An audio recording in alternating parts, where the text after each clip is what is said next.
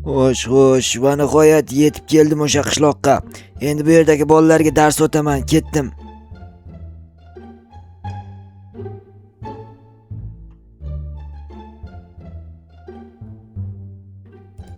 Yo'q, nahotki bu yerlarda ham bo'lmasa, qayer ketdikina, obbo, balki daraxtning yo'q, daraxt ustida turmaydi, shamol uchirib tushirardi. Obbo, yo'qotib qo'ydim. Nahotki shuncha pul. Qayerga ketdikina hozir Jeteldan so'rab ko'raman. Balki Jetel ko'rgandir. Voy, Jetel. Ha, nima gap? Voy, menga qara, nima ish qilyapsan? Polisiga qarab o'tiribman. Polisimga qarama, menga qara. Men pul yo'qotib qo'ydim. Ha, qancha pul yo'qotding? 3000 so'm.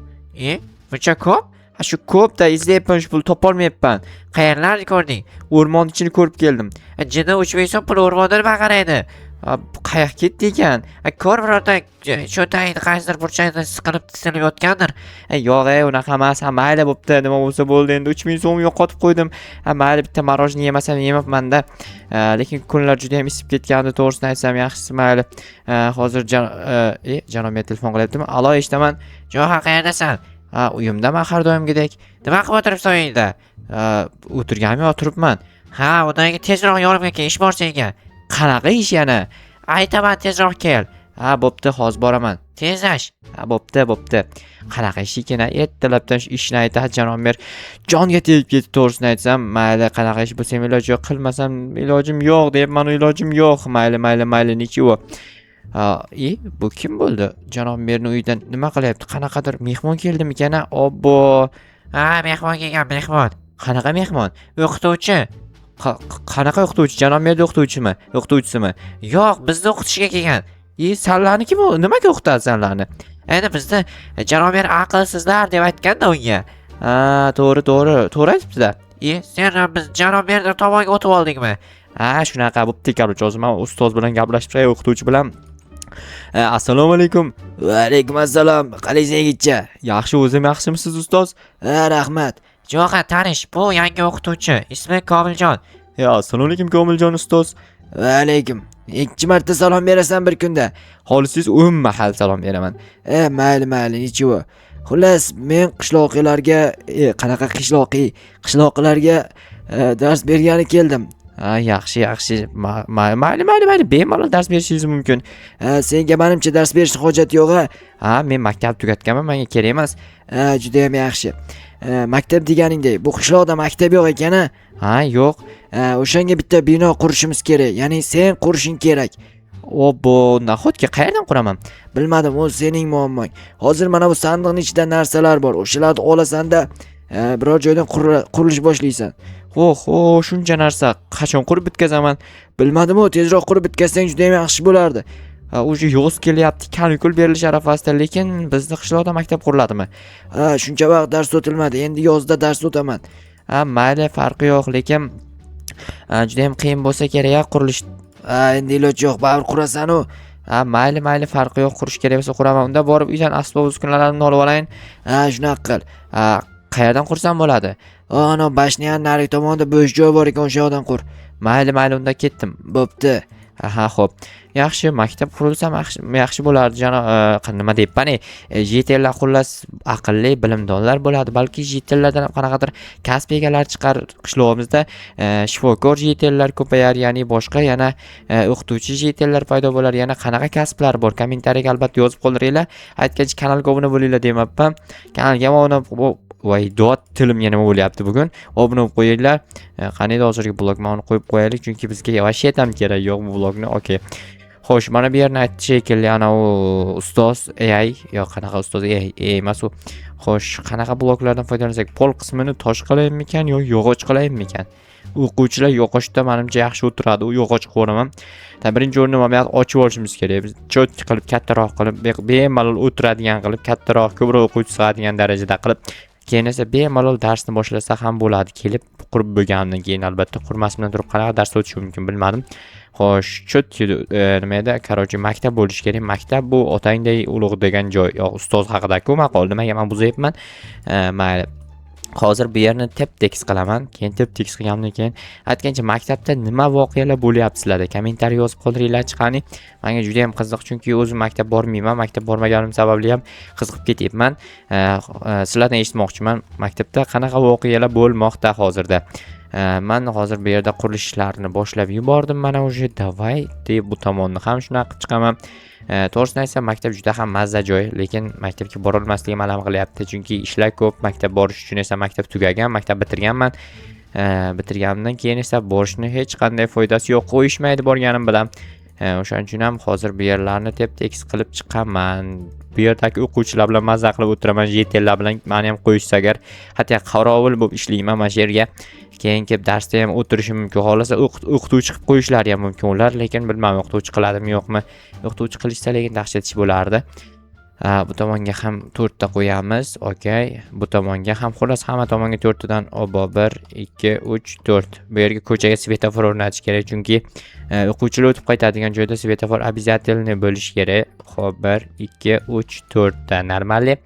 Endi bir qator tagini toshib chiqamiz, chunki baquvvat bo'lmasa o'quvchilar urib titib tashlashi ham mumkin. Ularning xarakteri yomon, chunki o'quvchilar betarbiya bo'ladi.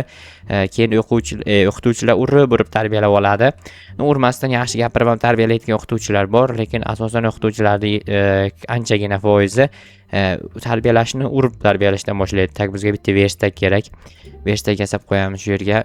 O'quvchilarga ham balki kerak bo'lib qolar, o'shanda foydalanishadi bemalol. Xo'p, qayerga qo'yib qo'ysam bo'ladi buni? Mana shu yer bo'sh ekan, shu yerga qo'yib qo'yamiz. Bizga esa mana undan shunday 6 ta olsak, 6 ta yetamikan mana bu yerga. Mana shu yerga qarshi takoy qilib qo'yaman.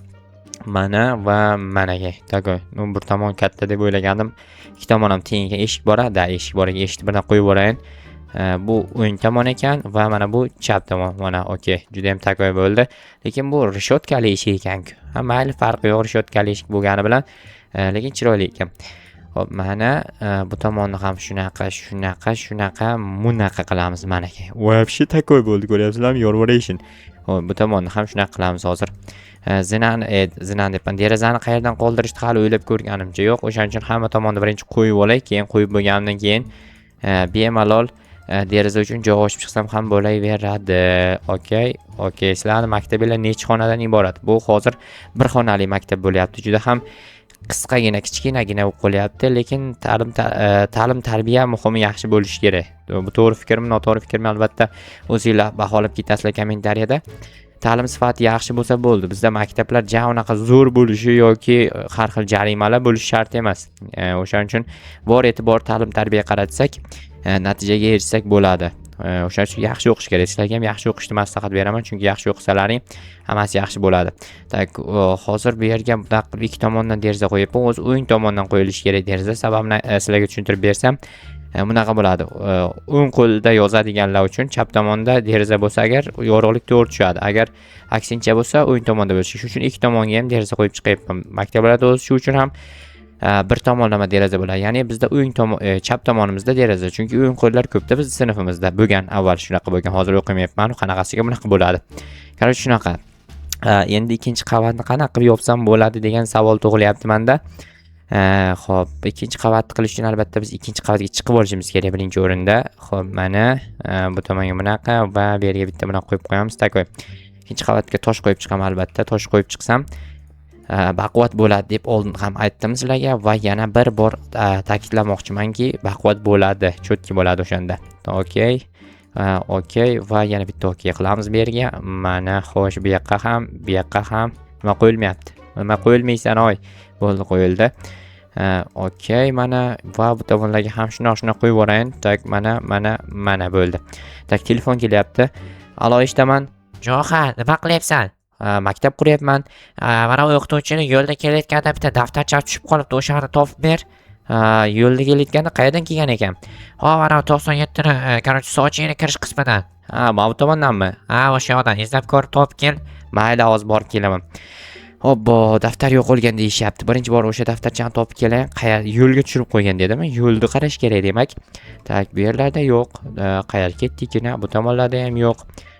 Mana bu yo'ldan kelganda demak pastga tushib ketmaganmi? Yo'q, pastga qayerdan tushib ketadi? Daftar bo'lsa, daftar tushib ketmaydi-yu. Xo'sh, bu tomon mana topdim, mana daftar uchga shu yerga olib ketamiz. Albatta buni olib borib o'sha o'qituvchiga beraman. va keyin xohlagan narsasini qilsa bo'ladi. Hop, endi mana bu tepa qismi qoldi. Tepa qismini ham yopib chiqsam, menimcha u вообще takoy ko'rinadigan maktab bo'lsa kerak. Keyin xo'p, beqirmay o'tib ketyapman, hayronman. Xo'sh, qanday qilib yopsam bo'ladi ikkinchi qavatni? Men o'ylab ko'rdim. Hozir buni qilamiz, qaranglar. Mana bu blok menga bekorga berilmagan, to'g'rimi? Mana shu blokdan bir qator shunday qo'yib chiqaman. Qo'yib chiqqanimdan keyin esa o'rta qatorda xuddi mana shu qatordan yopib ketaman. Bu yerga noto'g'ri qo'yib yubordim. Bu noto'g'rini olib tashlash kerak albatta. Noto'g'ri qo'yish bu noto'g'ri qo'yish degani. Noto'g'ri qo'yish degani esa bu noto'g'ri qo'yishning noto'g'ri qo'yilganligini sababini bildiruvchi noto'g'ri qo'yish degani. Tushunyapsizlarmi? Bu gaplarni o'zim ham tushunmayapman. O'shaning uchun sizlarga aytyapman. Sizlar tushungan bo'lsanglar menga tushuntirib yuboringlar. Xo'sh, bu tomonlarni ham mana shunaqa qilib qo'yib chiqaman. Lekin to'g'risini aytsam, juda ham erinib ketyapman.